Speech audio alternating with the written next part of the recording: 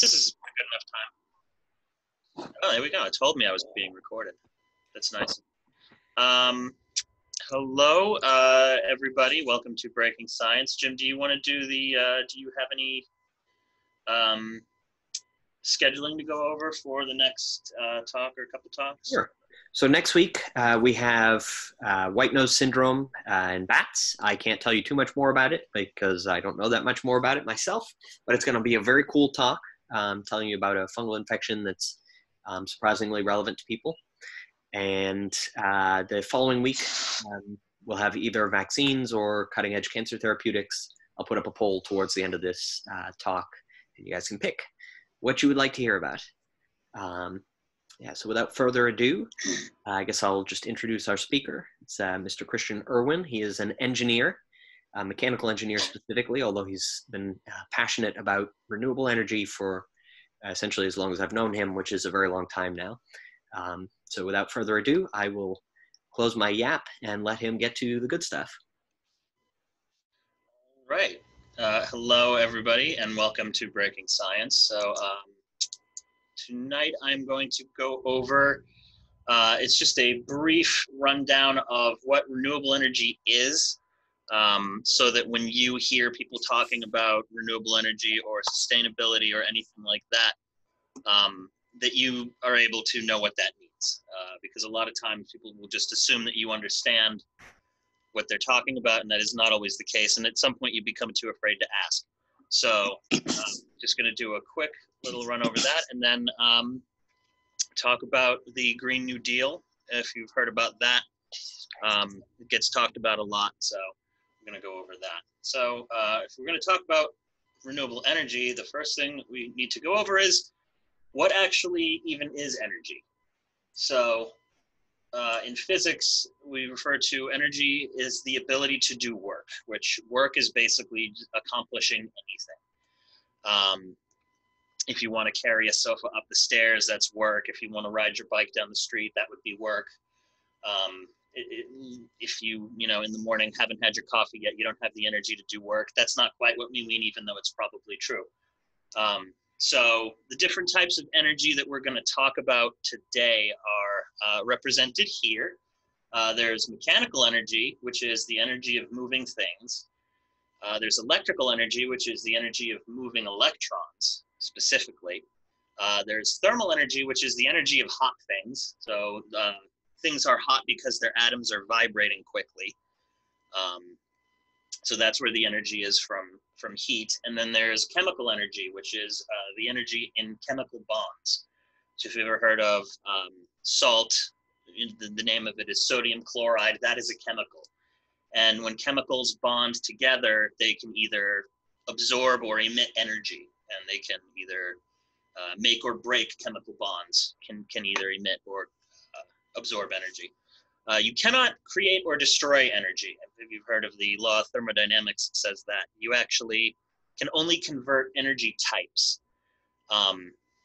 You can't really ever get something for nothing, but also that energy is never going to be destroyed. It's only going to go somewhere else in some other way.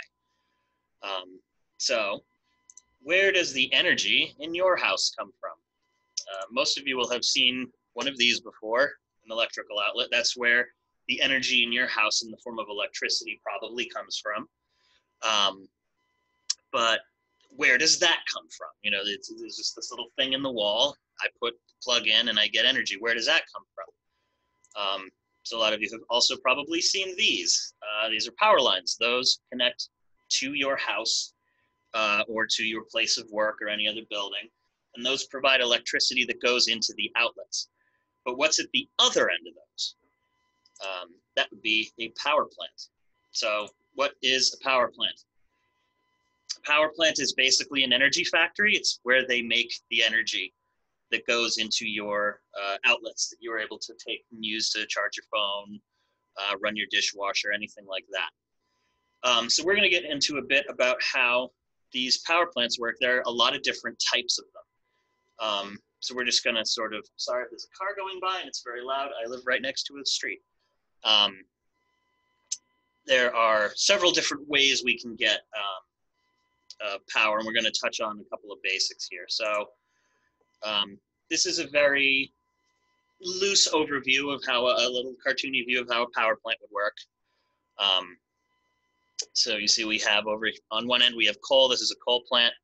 There's a boiler. There's a turbine for the steam, and there's those transmission lines that go out to bring you your energy. So what's going on here? Here we go. So the main type of reaction that goes on in a coal power plant is a combustion reaction. This is when you take a hydrocarbon, and a hydrocarbon is, I don't know if you can see my pointer, but I'm going to use it anyway, in hopes that you can see it. A hydrocarbon is a chemical that has, oh, we can. Okay, cool. Excellent. So this is a hydrocarbon. A hydrocarbon has hydrogen, which is this H, and carbon, which is this C. Hydrocarbons can be combusted, which means that they combine with oxygen in the air and go through this combustion reaction, which releases, among other things, heat, but it converts into carbon dioxide and H2O as water. There are also probably impurities in whatever is being burned, but that's sort of incidental. There are several different things you can burn. Propane, if you're familiar with propane, is used to run a lot of grills. Methane is another flammable gas. That is natural gas, is methane. Liquid natural gas is the same stuff. It's just cooled down a lot. So you can see the black is, I believe, carbon, and then the white is hydrogen. So these are pure hydrocarbons. Cellulose is a sugar. Cellulose is actually what wood is made out of. It's one of the things the plants use to build their structure. And that comes with oxygen in it. So that's one of the things that biologically, one of the reasons sugars are good to get energy out of is they have a lot of energy inside them already to use to get any chemical reactions you want to do. They're very energy dense. So we're sort of, that's what goes on over here. This coal has chemical energy in here, and we're going to take that chemical energy and release it into thermal energy, because we can't destroy any energy. We can only convert types. So we're going to take the chemical energy in the coal, we're going to burn it, and that's going to turn it into thermal energy. So now we have heat. What are we going to do with the heat? We're over here, we're boiling water. So what are we going to do with boiling water? This is Sir Charles Parsons. He's from Birr, Ireland. Their family estate is still there if you ever get a chance to go and visit it. It is a very interesting place. He was a very prolific scientist. That whole family did a lot of work on very many different things. There's a very large telescope there as well. I think it was the largest in the world when it was built. Very cool place to visit if you get the chance. He designed a steam turbine that was used to drive boats. And what this does is, when you are boiling water, you run it past these fins. You can see these rotate. Oh, someone has an echo. I don't know if it's me. It'll be fine. So the steam will go past these fins at potentially very high pressure and cause this whole assembly to turn. So now we've gone from chemical energy in the coal. We burned that, so we had thermal energy.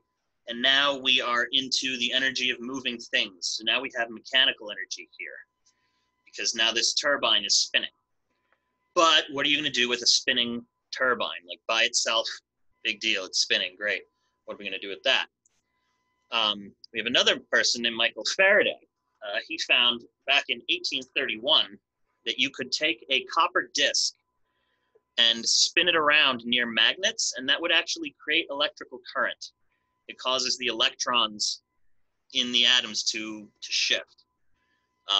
So he was able to take rotary motion, just this spinning disc, and create electricity through it. So we would be able to go from mechanical energy to electrical energy. And this just got updated on and on throughout time, and we wound up with the more modern versions called an alternator. The old ones were called dynamos.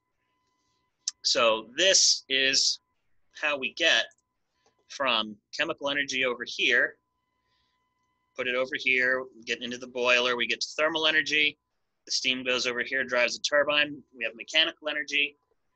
And then over here, where the either alternator or the dynamo would be, we can get to electrical energy. And that's what goes out into the lines and goes down the street, across those poles and into your outlet eventually. There are other ways to get power that don't quite work like this. We could try a nuclear plant instead. The idea is actually not that different. The way you go about that is that you have a reactor over here. This is what, a nuclear reactor, if you've heard that phrase. But then we go from there to still boiling water, using it to spin a turbine, which is attached to a generator, which goes out to your power lines. So it's not that different. The idea here is the same. The idea is that we're going to heat things up and spin a turbine. And the way that works is there are actually different versions of chemicals. So one of the things a word you may have heard is isotope. And what an isotope is kind of a version of an atom. So there are multiple different kinds of uranium. So we have uranium-238 and uranium-235. These are two different versions of uranium. One has extra neutrons, the other has less. These 92 protons, the number of protons determines what element you have. So if you have 92 protons, it's always going to be uranium. But it can have more or less neutrons, and it can be more or less stable. So one of the things that they're able to do is if you take uranium-235 and you hit it with a free neutron, it becomes uranium-236, which doesn't like to stay in one piece. It's unstable, it hates its existence, and it splits off into 3 free neutrons, which then speed off a very small amount of, a very large amount of energy. There's actually a small amount of matter is lost and turns directly into energy. If you're familiar with E = mc squared from Einstein, this is what Einstein was talking about, that if you have a very, very small quantity of matter, you can turn it into a lot of energy. It's very hard to do, and it requires some very specific circumstances, but it can be done. So then these free neutrons fly off and cause other collisions with other atoms that will then spit out more neutrons. And this is what a chain reaction is, if you've heard that phrase before. This is what that is. So when those atoms split in half, you get 2 new atoms of different elements. I'm not going to go super into this, but the number of protons doesn't change. So you had 236 here, and these all still add up. You had the same number of neutrons, same number of protons. So 92, 38 plus 54, everything's still here, it's just rearranged. And that's what these peaks sort of represent. All those protons are still here, it's just how they split up is not always, it's a little bit random, but you're always going to get free neutrons that pop out and continue the reaction. And there's a term you may have heard called half-life, which what that goes into is just how long it takes. It's not the video game. It's how long it takes for half of the material that is present to decay into a more stable atom. Each unstable atom, you don't know which one it's going to be. There's no way to predict it, but on average, about half of them are going to take this amount of time to decay into half as much of the parent material. Parent isotope, daughter isotope. And this it's very, very precise. They have this down to fractions of a second. So what will happen, and one of the things that we worry about is when fuel is spent, that half-life during which the material can still be dangerous. If you've heard of radioactive, nuclear waste, sort of, those materials are not nice to be around. They emit radiation of various types that you don't really want to be near because they can damage your DNA and you can get cancer. And they're just not generally nice to be around. So one of the problems that they have is that some of these materials stay dangerous for a very long time. Some of them, like this one, 3 minutes it takes. The half-life is on average about half of it will decay in about 3 minutes.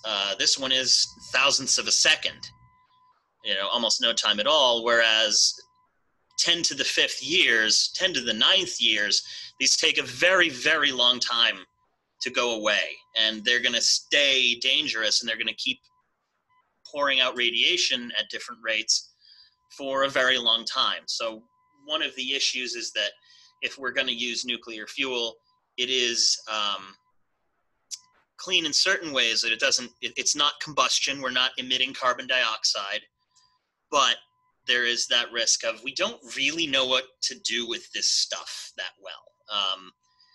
There's not a lot of ways. You can't speed up or slow down a half-life. It is what it is. So there's no way to speed things up and get it out of the way. It's just, this material is going to be dangerous for potentially a large number of years. So that's what they're worried about with nuclear waste, if you ever hear about concerns with that. So that's a little bit of a brief rundown of energy, but what does renewable mean? When they say, oh, this is renewable energy, what are we actually talking about? And when they say sustainable, what are we talking about? So just to have a brief rundown of how you get coal. The material that we were talking about at the beginning that they burn in coal plants, that's down here. This is coal. So what happens, the way you get coal is you have to bury dead stuff very deep for a very long time. So if you have a swamp or any other swampy sort of wet environment like this, you'll have trees will grow, plants will grow, and when those plants and animals die, they will fall into the swamp and sort of be buried underneath more stuff that falls on top of them. And that can continue for a really long time, and eventually you get this stuff peat, which is also called turf. I think it's also called sod. It's called a couple different things, but what it is just very compressed, mostly plant matter. Ireland and Scotland are pretty famous for having a lot of this. You can burn it in an oven like you would burn like a fireplace. So it's combustible. It's got a lot of energy in there. And if you bury that stuff and you keep burying it, eventually it goes further and further down towards, depths where you get a lot of heat and a lot of pressure. And you need to have a lot of heat and a lot of pressure for a long time. So you need all of these things, and that peat will eventually convert into something called lignite, and then eventually into coal. And there are a couple different kinds of coal that act a bit differently. So the thing is, if you want to have cookies for a party tonight, you know that you can't wait until 5 minutes before your party to start making cookies. You have to sort of plan ahead and get things started. So you maybe give yourself an hour to do all the mixing, to do all the baking, so that when your friends arrive, you have cookies. If you want coal tonight for your party for some reason, you need to have started 300 million years ago. So this takes a very long time. You have to get everything in order 300 million years before you want to use it. So if we want to start some coal now, we can't use it for 300 million years. So when we say renewable, there we go. It helps to sort of think of maybe a rain barrel, where if you have water coming into your barrel faster than you're using it, you're not going to run out. So if you want to use this to water your lawn, fill your bird bath, any number of things that you'd use your rain barrel water for, and it's refilling more, it rains a lot, you don't have to use it a lot, you're going to be able to refill that before you run out. And if you can sort of figure out how you're using these things and manage it and keep your usage under control, you can have essentially a supply that will replenish itself faster than you're able to use it up. So coal is not that, because we are using it a lot faster than we can make it. We can't really make coal. It's under there. We have to mine it. because we don't have the ability to create it. So one of the things that we could look at would be to say, okay, what can we burn in a plant, like a coal plant? You know, we said we want to put something at the front and burn it and use that to heat the water, spin the turbine, get electricity out of your alternator. You could try a biomass plant. So biomass is just biological mass. It is plant matter, largely, mostly a lot of either, let's see here, there we go, a lot of yard waste, so things like there's a lot of wood shavings, tree cuttings from municipal work, you know, when you see them on the side of the road, trimming back the forest from the highway, and they get a lot of wood chips from chipping some trees. Anything else like that, even things like corn cobs, sawdust, corn stalks, things like that, those can be sort of blended up into these little pellets. And those are what you burn instead of burning coal. So the reason this is renewable is that this stuff comes back at a much quicker rate than we could reasonably use it if we manage things properly. And one of the things that you would say, you know, if you say, well, we're trying to avoid putting a lot of carbon dioxide into the atmosphere, you're still just going to burn this, you know, are you not helping? How is that helping? The thing about the carbon in plants and trees and other things like that is it's actively in the carbon cycle. So this is what that portion of the cycle would look like. This isn't the full cycle, but it's active and it's in the environment. And, you know, if a tree falls in the woods and rots, that carbon goes back into the air, and then another tree will absorb it. So it's in the system, it's moving, it's not locked away. They can be harvested sustainably, and there's not a huge problem. The problem with coal is that carbon was locked underground, like way down there. It was not in the system, it was isolated. So when you are bringing it into the system, that's new. And that's sort of what they're talking about when they say, oh, the parts per million of the carbon in the atmosphere is going up. That's why, is because this carbon was locked way underground, and now we dug it up and put it in the air. So it shouldn't, if it wasn't for us, it wouldn't be there, is essentially what that is. So this carbon, if we're using a biomass plant, this carbon was going to be there. It's out there, it's circulating, it's not really a problem. It's not the problem carbon like it is with fossil fuels. So essentially what they're doing here is, instead of burning coal, you are burning this plant material to boil the water. Problem is that coal is very, very energy dense, and a lot of things that you would burn in a biomass plant are not. You would have to ship plant matter in, and you would probably have a lot of small plants serving a small area.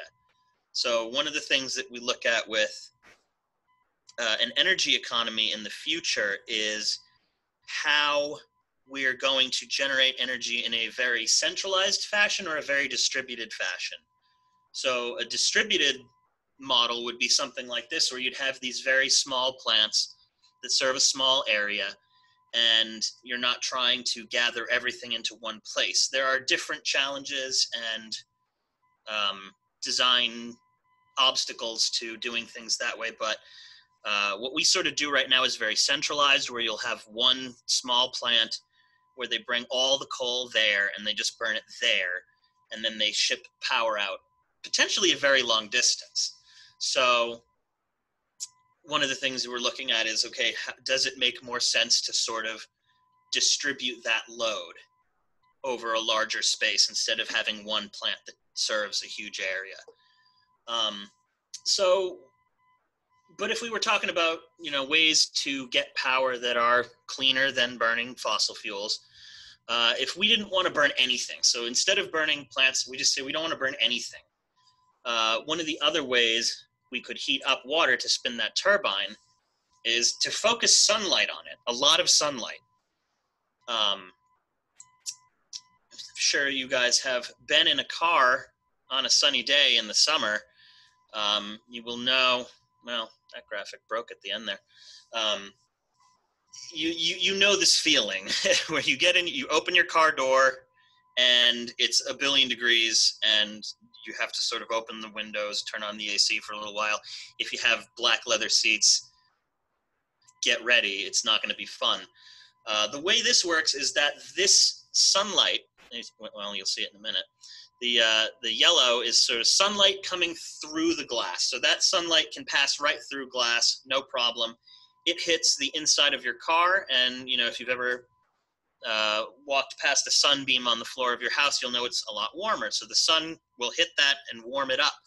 So the inside of your car starts to get warmer, but that hot air can't go anywhere. It's stuck in there.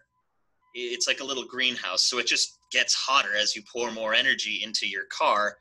And then when you finally come and open the door, you can feel it. It's noticeably hotter.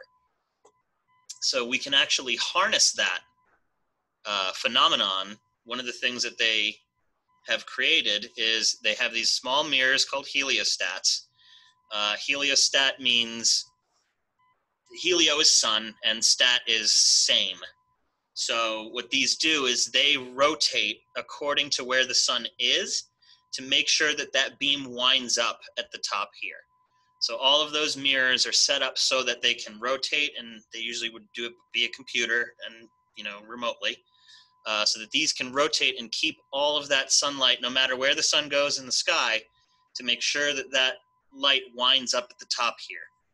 And what they're able to do is they can take this thermal energy storage tank, and these are filled with actually liquid salt. It's not like table salt. It's a chemical salt. It's a different type. But they drive that up to the top of this tower, this receiver, where it gets very, very hot. You can't, while all the heliostats are pointed there, you can't go there. It would burn you. It would not be good. So this stuff gets very, very hot. And the reason they use salt is it's able to hold on to heat for a very long time. So the cold stuff goes up there, gets heated up, comes back down into these tanks, and they're able to use that in the steam generator in place of a fire. Instead of burning something, they just use this very hot salt. And the thing with the salt is it's able to stay hot all night.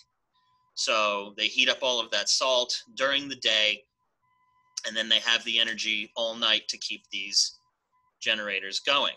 And then the condenser over here just gets the water back so that they can use the same water over and over again.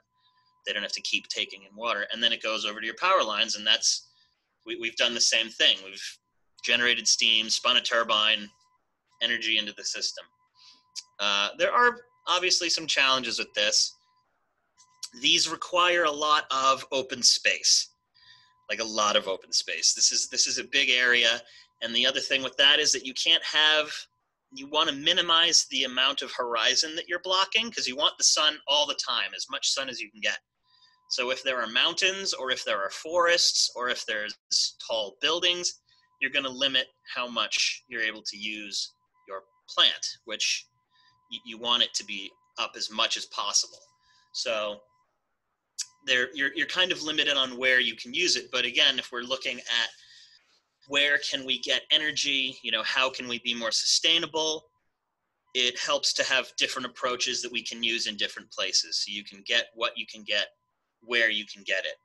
So, where we can use this in big flat areas like deserts, out in the West, I believe this one's in California.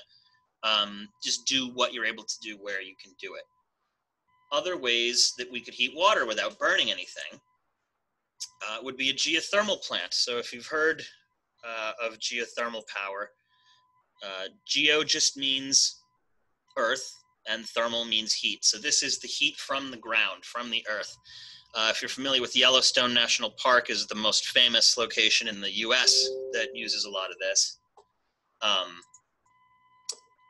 There are different geological features that you will only see in certain places. The Earth's crust is not uniform. It can be thinner in some places, thicker in others. In some places, the lava is closer to the surface, the lava under the Earth's surface. In some places, it's a lot closer. So you will actually be able to get a lot more heat closer to the surface than you get in other places. And there's different landforms you'll see when water interacts with that heat. So you can get geysers like Old Faithful, very well known, hot springs like in various places where you can actually bathe in some of these. They're not too hot. Mud pots and fumaroles, you probably don't want to touch any of these. A fumarole is just a geyser that's always steam. So you can get those in certain areas. They're very obvious landforms and generally pretty well known. And what you're able to do in locations like this is you can just put water under the ground and it will get hot. You can take hot water that is in the groundwater that would normally just move through the area. You can take that and use that to drive your turbine. And then just put the water back in the ground. If you decide that's the way you want to go, you can put it in a cooling tower and put it back under the ground, and it will just go its merry way. And then you get your electricity and it goes into the lines and into your outlet. One of the obvious obstacles at this is location. Being very dependent, that is hard to say as well, very dependent on where the lava is close to the surface. You are not going to be able to do this in most places. The Ring of Fire around the Pacific Ocean, which is called that because of all the volcanoes and other geological activity you get, that's a well-known area where you can get geothermal power. Iceland has a lot of it. There's some Central Europe over here as well. But outside of these areas, you're going to have a hard time getting enough to really make a big difference. One of the things you can do on a smaller scale is you can get geothermal heat in your home via a heat pump. So one of the things that does happen is if you just go, you dig a well a certain amount down, I forget the exact figure, but if you dig a well far enough down, you get to a point where the temperature gets pretty uniform, and it stays that way all year. So it'll be cooler than your house in the summer, but warmer than your house in the winter. So if you actually pump cold air down there in the winter, it'll warm up, and then you can bring it back into your house, and you'll have a lot less. You won't have to heat it up from the cold 30s, 20 degrees outside. It'll be probably 50, 60 something. Not that warm, most likely, but you'll have a lot less work to do, and you'll put a lot less strain on your heating system in your house. And it works similarly in the summer because that air down there is not going to be as hot as what it is outside when it's 80, 90. You put it in the ground and it cools down, and that's less work for your air conditioner. So that's going to cut down on your electric bill. And that means that the power plant is going to have to do less work. So you're going to be able to actually cut down on your energy usage because heat pumps don't require a lot of energy to run, not compared to your air conditioner or your heater. So that's a nice way that you can actually lower your electric bills all year round if you are in a place that is able to do that. But if we didn't want to bother with boiling water at all, we don't want to do the heat thing. It's a lot of effort. What if we just spin the turbine? How can we do that? So one of the ways that you could do that is to just put fan blades on your turbine and stick it on top of a pole.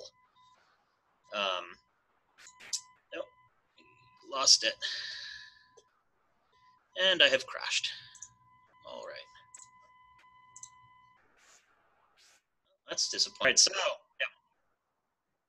Wind power. Here we go. Take two. Wind is just moving air. So wind basically happens because some parts of the earth are warmer than others, and because the earth is turning. That leads to everything else. So all of the weather that happens, all of the patterns in the weather that happen, all of that is just because some parts of the earth are warmer than others and the earth is turning. That causes everything else that you see. So warm air that is warmer than the air around it will rise up, and you'll get low pressure like you see on the weather maps. You'll see those red L, that means it's low pressure, that means the air is going up.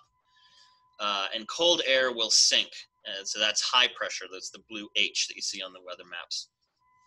And these imbalances, or that air will come down and spiral outwards or then spiral in towards a low pressure, that creates all of the weather. So sunny days and high pressure and thunderstorms and low pressure, all of that stuff is due to these interactions. And the fact that the Earth is rotating causes the air to spiral rather than just go out in every direction.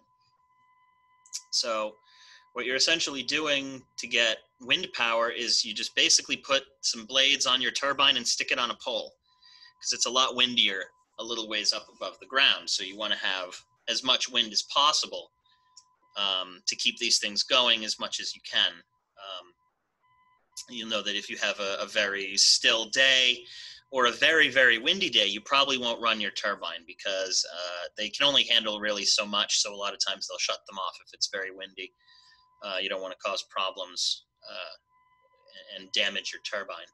So you don't actually have to boil any water or burn any fuel. You just use the energy of the air that's already moving, and the air is going to move no matter what.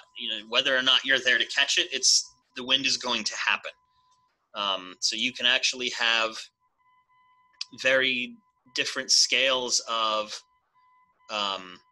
wind turbines. You can have these little models that go on the top of your house. So you can actually have a vertical turbine like this one that spins with a vertical axis, because it doesn't have to fight gravity at all. So it changes the way that the stresses act on the turbine. So you can get a very little one for your house that's just kind of, that helps you run the appliances in your house, or you can have these full-scale wind farms that provide power large scale to entire regions. So you can, once again, have either a very distributed, just with turbines on your house, or a very centralized with wind farms approach to generating energy that way. So here we're getting energy from a moving fluid. Air is a fluid. In physics, anything that flows is a fluid. But there's other things that also flow that we can use to generate electricity, such as water. Hydroelectric, just hydro means water, electric means electric. Surprising absolutely nobody. So usually the way these are handled, where hydroelectric plants are handled, is via a dam, which is a very large structure that's just used to hold back water from where it wants to be. So this water wants to flow downhill with gravity, and this dam is in its way. So this generates water pressure as that water builds up behind it and wants to move forward, and it uses that to push turbines harder. And one of the things about this way of generating energy is you can get a large lake out of what was previously just a river. So it can be disruptive to ecosystems if you're looking at a large flat area. If the water level goes up, you can flood things. If you have ever lived near an area with beavers, will construct dams, and that they can cause some issues with the way the water moves in an environment. So it is something that they have to consider when they're looking at creating one of these, is the environmental impact. But what you essentially have is you just go straight from moving water to a turbine to a generator, and then it goes into your power lines and goes to your outlet. So there's fewer moving parts. There's no burning fuel. There's none of that supply issue. It's all just the water comes right to you. But again, when we're looking at where can we put these things, you kind of need to have a river, or you need to have moving water at the very least. You're not really able to just build something in your house and then wait for the water to come. It's not really how it works. You have to do it where it is. There are concepts for underwater turbines as well. These are not as common. They go a lot slower than wind turbines because water is a lot heavier and pushes a lot harder. So this fish is not in any danger. This thing does not spin like a motorboat. It's a very much more relaxed flow, sort of. So we potentially someday have river turbines and things like that. But water does not only move in rivers, you also get tides. So if you're familiar with how tides work, a quick overview is that the tides happen because the moon and the sun pull on the water more than the ground, and the water moves a lot more easily. So when the moon and the sun line up in different ways, the water is pulled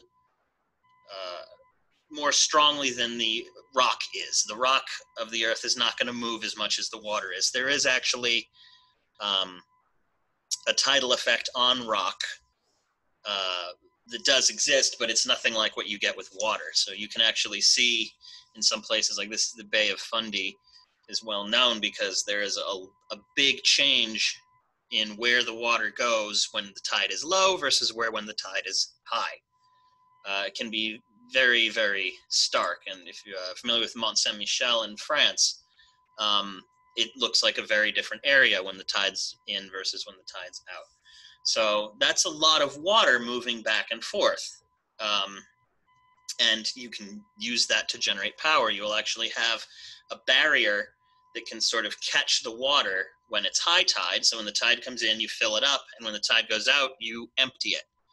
And you're actually able to catch water, catch energy from the water in both directions if you set yourself up correctly.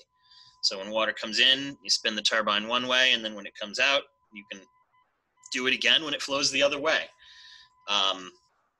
This can be costly depending on where you are and can be very difficult just because of the scale involved. Like you kind of have to build a wall across an entire tidal area, and that can be expensive, and it can disrupt the ecosystem. So if you're looking to really minimize your footprint, it doesn't work that way in all areas, but it is an option. It's something else we can turn to, trying to get what we can where we can.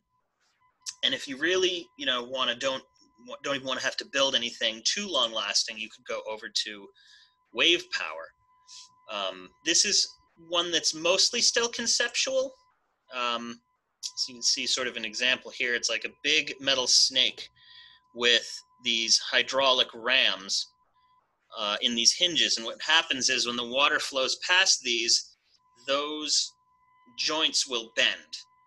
And you can generate energy out of that by when something is moving past another thing, you can use that to get energy. So when the ocean causes these shapes to flex, they will actually be able to generate power.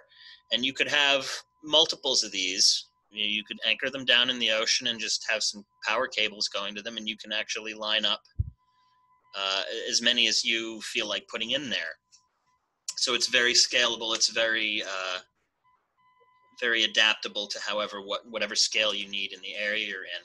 There's a lot of different ways to get energy from waves. You could have a little float that will move up and down as the level of the water moves up and down when waves go past, and generate some energy that way in this apparatus. You could have a lever and a float that will sort of cause these two things to move past each other. You can generate electricity that way.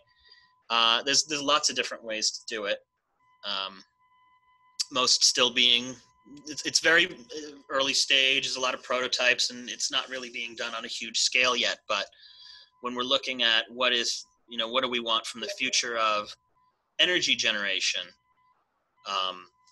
we're sort of looking again, getting what we can where we can. And this is, the tides are going to happen, the waves are going to happen. These things are processes that are ongoing, and they're ones that we can potentially tap into without really disrupting the environment too much, because that's one of the other things we're looking at in terms of sustainability and renewable energy, is trying not to have too much of a huge footprint.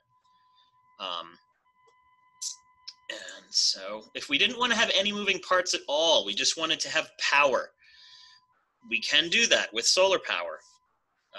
One of the words you may hear is photovoltaic. So a photovoltaic cell, photo just means light, voltaic means electricity. And what is happening here is that we have light particles, which are called photons, will knock an electron out of this specially made silicon. So you get this over here, this N-type silicon and P-type silicon. That refers to the way the silicon's manufactured and what impurities it has.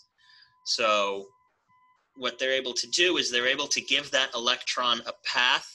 Once it's knocked out of the where it wants to be, they can give it a path back that will force it to move through where we want our power to be. So as long as sunlight keeps hitting these cells, it will keep knocking electrons out of where they want to be. So the electrons will have to take that path back, and when they do, we are able to get power out of that. So an individual solar cell, one of these, is actually really small. You just get this one little square, and that's like kind of the portable thing where you may have a gadget that you bought to charge your phone, like a little solar panel to charge your phone with. You can have one of those, and you can just wire these together. One of the things that's great about these is they can be scaled. So you just hook these up next to each other, and you can get a solar panel. And then you can just get more and more panels as much as you want, as much as you can keep scaling it. So you can have an entire solar farm. So it's another way to scale, what was it? Distributed versus centralized. Instead of having to have one huge place, you can have a couple panels on your roof, you know, and in some places I think they are encouraging, or in some ways even requiring you, if you have a new building, to have some form of power generation on your roof. A little window that tells me who is here went away, so I hope everybody's still here. It says I'm still screen sharing, so I'm going to keep going. So that's sort of what we're talking about with renewable energy. And to get to the second part of this is what is this Green New Deal we keep hearing about? What is it, and how does it work?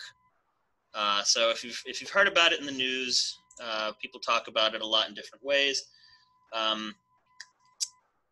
Known to be from Alexandria Ocasio-Cortez, and also I believe sponsored by Ed Markey from Massachusetts. It is a resolution. It is not a law. It was a statement and set of guidelines for moving forward. And do I still have you guys here? I hope I still have you here. We're here. Okay, good. Thank you. Good to know. So it's sort of a resolution for how to go forward with creating a sustainable energy economy. So why would we do that? So one of the things that we're seeing with climate change is the climate over time is becoming warmer at a rate that is unusual in geological history. So usually when climates change, they do so over a very, very long period of time. And so organisms and ecosystems are largely just able to soak it up. You know, it takes 10,000 years. It's not going to be a huge problem. The problem is we're doing it right now very quickly. And as the average temperature rises, you're going to get more extreme heat events more often. And you're going to get less extreme cold weather, but it's also going to be very disruptive to systems, and you might see some cold weather in places where you usually wouldn't, like when we had snow in Massachusetts the other day in mid-April. That's a little weird. So as that temperature rises, you're going to get more extreme heat events, and all weather patterns are going to kind of become a little unstable. So this is a bit of an old chart, but it kind of has the idea. I believe right now they're looking at, you know, if we right now, you know, get really good at just controlling our greenhouse gas emissions, and we go net negative, so we're able to actually start taking carbon out of the air. 2020, I don't believe that's happened yet. So we're in here somewhere. If we're able to start taking energy out, we might just be looking at a 2-degree increase, and 2 degrees, not great, but manageable. So as we start to go more up towards 3 degrees, 4 degrees, this starts to become more and more of a problem. The more we start to deviate from where we're kind of supposed to be, the worse things are, the more work we're going to have to do to fix all the problems it's going to cause. There's never any point where it's not worth doing. Like, there's no such thing really as too late. There's no point at which everything's, nope, it's all bad. We messed it up. It's too late. We should give up now. There'll always be something you can do. 2 is better than 3. 3 is better than 4. 4 is better than 5. So there's no point at which we are going to just throw in the towel and say, oh, too late. We always want to be keeping our eye on making things better. So there's no reason to give up. There's no reason to be all fatalistic about it. We're going to need to do this work sooner or later, and there's never any reason to get defeatist about it. But the longer we wait, the more expensive it's going to be. So what's in the new Green New Deal? There's a lot of different provisions, and they talk about things like insulation and energy standards for new homes and for retrofitting older homes. So warmth escapes your house more easily if it's not really insulated well or set up well. You can get an energy audit done by several firms. I believe Massachusetts runs one themselves, for example, where you can actually get your house checked over to see, okay, what is it that I can do most easily to lessen the amount of energy I need to use to keep my home at a comfortable temperature. So if you're less of a drain on the grid and you're using less power, you're going to have to burn less fuel. So that's one way to sort of keep things on your end from, what you're able to do. That's one thing that you can actually change that has a big effect. There are also things like promoting modernized farming techniques and making things easier on farmers in certain ways and giving them more access to technology and being able to upgrade their technology. Because we know how to grow more food on less land. So if we're able to use up less land for agriculture, we'll have more land available for wilderness and healthy ecosystems and sort of growth of systems that can absorb some of that carbon dioxide back into plants rather than having it float around in the air. So that is another item. There are incentives for electric cars to manufacture and to buy them. Electric cars can eliminate a lot of carbon pollution. The thing with electric cars is if you are burning coal to generate that electricity, it's not that different from burning the gasoline in a gas car. So, at that point you're like, well, what am I accomplishing? But if the electricity you're putting into your electric car came from a wind turbine or it came from a solar panel, now you're not burning anything at all. Now you're actually using a sustainable, renewable source to power your car, and that can be very powerful. That can make a huge difference. And as costs come down to manufacture these vehicles, they'll be a lot more affordable. And one of the other incentives in there is to put more charging stations, make them more available, so it's a lot easier to adopt this technology. Because I bought a Chevy Bolt myself.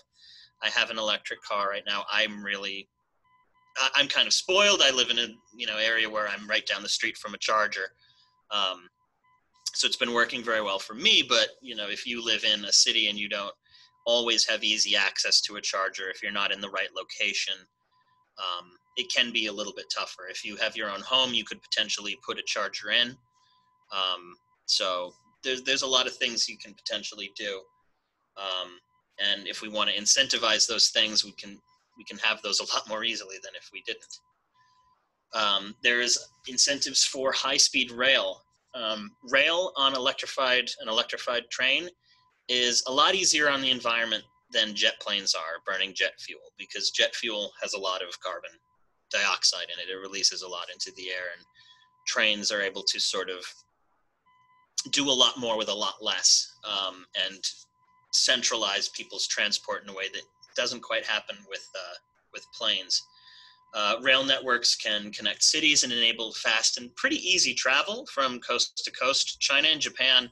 China is a huge area, and they've been able to do some amazing things with trains. And we used to, America pretty much invented the train in the sense of getting it to a ready to use technology. So we can totally do this.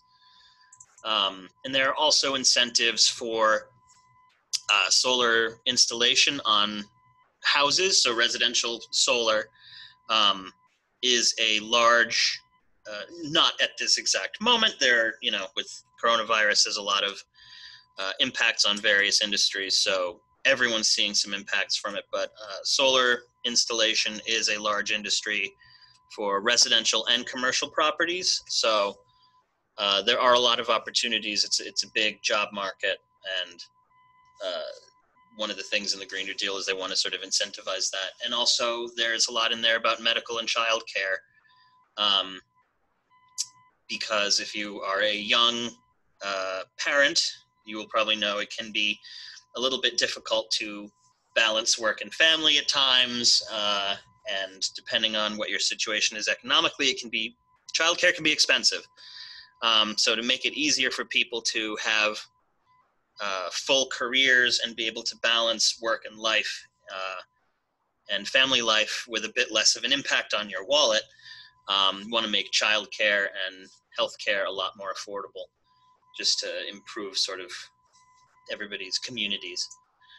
So yeah, a lot of it, there's a lot of work to do. And if you watch a lot of the news and you hear a lot about climate change and everything, it can seem like a lot, but we didn't go to the moon because it was easy. If we got to do something and we're facing this challenge, we absolutely can handle it, and I think we definitely will. And hopefully now you have a bit more of an idea what people are talking about when they say either renewable energy or talk about the Green New Deal.